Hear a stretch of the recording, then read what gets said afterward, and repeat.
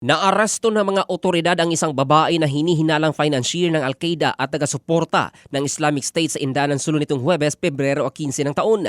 Sa ulat mula sa Philippine National Police, kinilalang sospek na si Mirna Mabanza na nahuli sa bisa ng warrant of arrest sa Barangay Pasil, Indanan Sulu sa kasagsagan ng operasyon ng pinagsanib na puwersa ng mga tauhan ng PNP-CIDG, Sulu Police, Presidential Anti-Organized Crime Commission at militar. Si Mabanza ay may kasong kinakaharap sa paglabag sa Republic Act 10168 o ang The Terrorism Financing Prevention and Suppression Act of 2012 at Republic Act 11479 o ang The Terrorism Act of 2020. Sinabi ng pulisya na sangkot din si Mabanza sa paglilipat ng $107,000 sa dating leader ng ISIS Philippines na si Isnilon Hapilon noong taong 2016.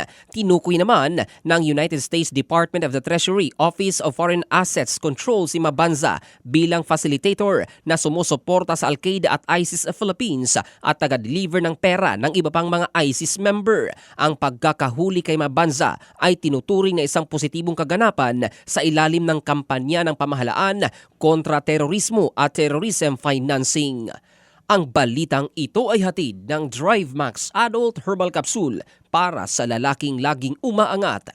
Ito si Jovel Candado in the heart of changing lives ng Brigada News Philippines, the Music and News Authority.